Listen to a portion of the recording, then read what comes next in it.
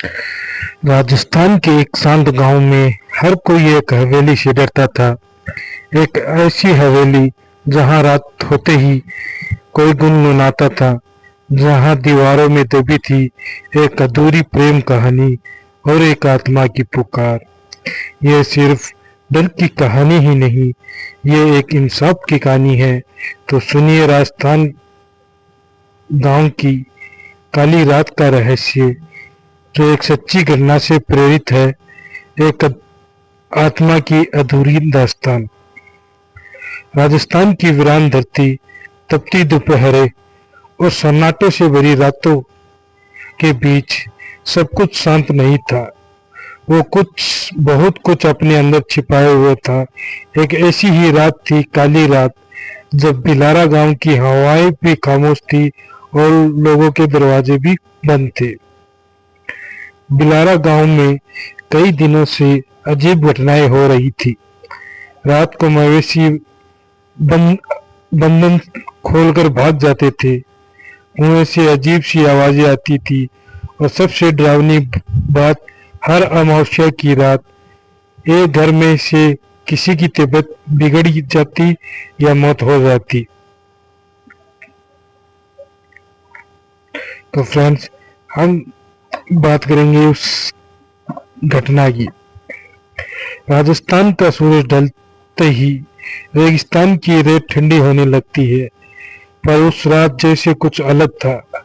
बिलारा गांव के लोग आमतौर पर रात 9 बजे से पहले ही अपने घरों में बंद हो जाते थे, लेकिन उस दिन शाम से ही हवा कुछ ज्यादा ही सर्द थी, जैसे कोई फुसफुसा रहा हो। गांव के बुजुर्ग भीम सिंह ने दरवाजे से बाहर झांका तो देखा, मोरों की आवाज नहीं आ रही आज, न ही कोई कुत्ता आज भौंक रहा है। कुछ तो गड़बड़ है। इधर गांव के मंदिर की घंटी, जो हर शाम ठीक 6 बजे बजती थी, आज वो भी न बजी और न ही मंदिर में कोई पुजारी दिखा। और गांव की पुरानी बावड़ी से अचानक एक अजीब सी सरसराहट की आवाज आई। गांव का मुखिया चौधरी लखाराम अपने घर में बैठा हुक्का गड़गड़ाते हुए बोला, बावड़ी से आवाजें आना फिर शुरू हो गया। पिछली बार जब ये हुआ था, तब गोपी का लड़का गायब हुआ था।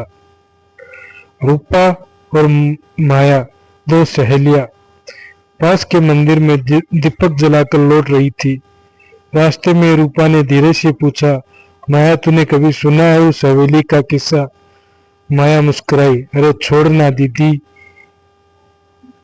दादी की बनाई हुई कहानियां है, कोई पिशाचनी नहीं रहती हवेली में, सब अफवाह है। पर तभी एक हवा का झोंका आया, इतना तेज और इतना ठंडा कि दीपक की लौ भी बुझ गई। और फिर वो हुआ जो कभी नहीं होना चाहिए था। शाम के 7 बज चुके थे। माया और रूपा मंदिर से लौट रही थी। हाथों में पूजा की थाली थी, मस्तिष्क में संध्या की आरती गूंज रही थी, पर उनके पैरों के नीचे के जमीन जैसे अचानक भारी लगने लगी। रूपा, माया बोली, तुझे भी लग रहा है कि हवाएं रुक गई है? रूपा ने इधर उधर देखा, चारों ओर खामोशी थी, सिर्फ एक पीपल के पेड़ की शाखाएं हिल रही थी, जैसे कोई उनमें से झांक रहा हो। जैसे ही उन्होंने पीपल के पास कदम रखा, पास की झाड़ियों से अजीब सी आवाज आई, छर्र।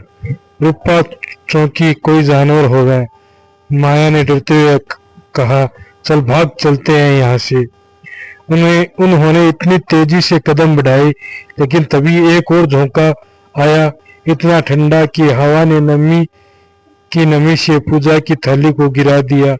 दीपक बिखर गई, फूल बिखर गई।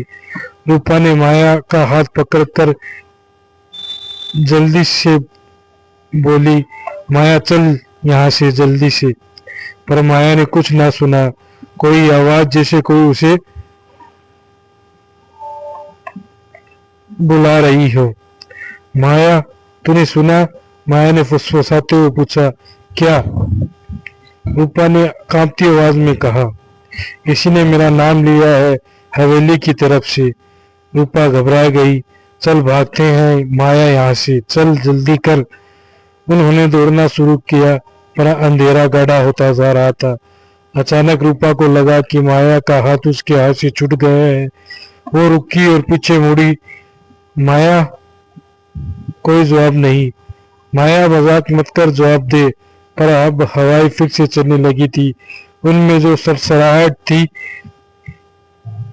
वो भी तेज हो गई थी, जैसे किसी और के सांस लेने की आवाज हो। रूपा के पैरों के तले की रेत ठंडी हो गई। उसने देखा दूर हवेली की एक खिड़की में हल्की सी रोशनी जल रही है। उसमें एक परछाई थी, लंबे बाल, सफेद चेहरा, काली आंखें। माया नहीं। रूपा ने पीछे मुड़कर भागना शुरू किया। गांव पहुंचने पर उसने हाँफते हुए सबको बताया, माया, वो हवेली। माया गायब हो गई। माया की गुमशुदगी ने पूरे गांव को हिलाकर रख दिया। अगली सुबह चौधरी लक्ष्माराम ने गांव वालों की बैठक बुलाई। अब बहुत हो गया, उसने कहा। हर कुछ सालों में कोई न कोई बच्चा, लड़की या राहगीर इस हवेली की तरफ खिंचा चला जाता है और फिर लौटता नहीं। भीम सिंह ने गहरी सांस लेते हुए कहा, 60 साल पहले की बात है। इस हवेली में ठाकुर हरनाम सिंह रहा करता था। उसकी बेटी जमुना की शादी से ठीक पहले वो गायब हो गई थी। उस दिन भी रात काली थी, जैसे आजकल की रातें हैं। गांव के पुजारी ने सलाह दी, इस बार कुछ करना होगा। गांव का उजाला अब इस अंधेरे से हार रहा है। हमें हवेली के भीतर जाना ही होगा। इन सब के बीच 4 लोग तय हुए। चौधरी लखाराम, रूपा जो माया की आखिरी साथी थी, भीम सिंह और गांव का पुजारी। शाम ढलते ही चारों मसाले लिए हवेली की ओर बढ़े। हवेली के पास पहुंचते ही हवा और ठंडी हो गई। रेत के पत्तों से एक अजीब सी सड़ान आने लगी, जैसे पुरानी हड्डियां सड़ रही हो। दरवाजा बंद था, लेकिन जब चौधरी ने धक्का मारा तो खुद ब खुद खुल गया, जैसे कोई अंदर से कह रहा हो, आओ, बहुत देर कर दी। अंदर घना अंधेरा था। दीवारों पर पुराने चित्र और एक औरत की तस्वीर जो अब लगभग मिट चुकी थी। उसके चेहरे पर था एक सुनसान और ठंडी मुस्कान। रूपा कांपती हुई आवाज में बोली, ये माया नहीं, ये कोई और है। भीम सिंह ने धीरे से कहा, ये जमुना है, ठाकुर की बेटी जो कभी नहीं लौटी। मसाल की रोशनी जैसे जैसे अंदर गई, उन्होंने देखा एक कमरा जहां फर्श पर लाल चूड़ी के टुकड़े बिखरे थे और उस कमरे के कोने में पड़ी थी माया की चप्पल। रूपा ने डर के मारे चिल्लाया, माया यही थी, वो यही थी। तभी दीवार पर लटके आईने में एक परछाई झलकी। सफेद साड़ी में एक औरत, बाल बिखरे हुए, और उसकी आंखें सीधे रूपा को देख रही थी।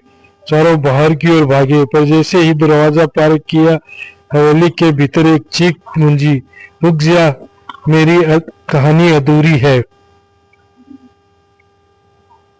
हवेली से निकलने के बाद चारों गांव वाले सदमे में थे, पर सबसे ज्यादा बदहवास थी रूपा, क्योंकि उसने न सिर्फ माया को खोया बल्कि आंखों से आत्मा को देखा था।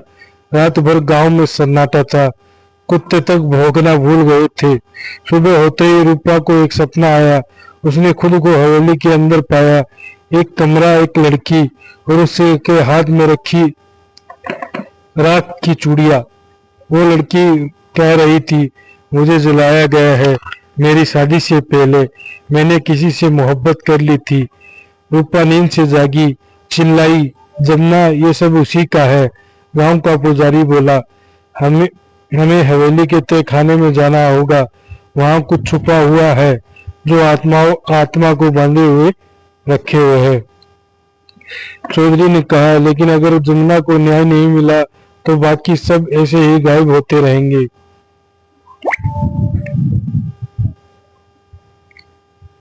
अगली रात वही चारों लोग फिर हवेली में पहुंचे। इस बार उनके साथ थे लोहे के औजार, मंत्रों की किताबें और हिम्मत और ड्रिप के ऊपर भारी। हवेली के पिछले हिस्से में एक सीढ़ी मिली, जर्जर और टूटी हुई, जो नीचे तहखाने की ओर जाती थी। नीचे उतरते ही दम घुटने लगा। दीवारों पर पुरानी शादी के गीत गूंजने लगे, लाली मेरी लाली तेरे रंग जैसी। दीवार की एक हिंट हिली और पीछे मिला एक संदूक। भीम सिंह ने उसे खोला। अंदर था एक लाल जोड़ा शादी का, राख में सनी चूड़िया और एक खत। खत में लिखा था, मैं जमुना, ठाकुर हरनाम सिंह की बेटी। मैंने राम खिलावन नाम के एक सेवक से प्रेम किया। पिता को पता चला तो उन्होंने मेरी शादी से पहले मुझे जिंदा जला दिया ताकि इज्जत बची रहे। मेरी आत्मा तब से यही कैद है, जब तक कोई मुझे प्रेम से विदा ना करे, मेरी राख को बहा ना दे। रूपा की आंखों से आंसू बाहर निकले, इसलिए माया गई थी। वो संवेदनशील थी, जमुना की पुकार सुन सकती थी। पुजारी ने वही दीपक जलाया और मंत्र पढ़े, जमुना अब तुझे मुक्ति मिलेगी। उन्होंने चूड़िया और राख को पास के सरोवर में बहाया। जैसे ही राख पानी में घुली, हवेली के ऊपर एक तेज सी हवा चली और पहली बार वहां की दीवारों पर चढ़े काले धब्बे गुलाबी पड़ने लगे। पर सवाल अभी एक बाकी था, माया कहाँ गई? रूपा ने अचानक दूर हवेली की खिड़की की तरफ देखा तो एक धुंधली सी परछाई हाथ हिला रही थी, मुस्कुराते हुए। माया थी, पर वो अब वैसी नहीं थी। वो अब बोल नहीं सकती थी। उसकी आंखों में सुकून था, जैसे किसी कहानी पूरी करके वो खुद एक किस्सा बन चुकी थी।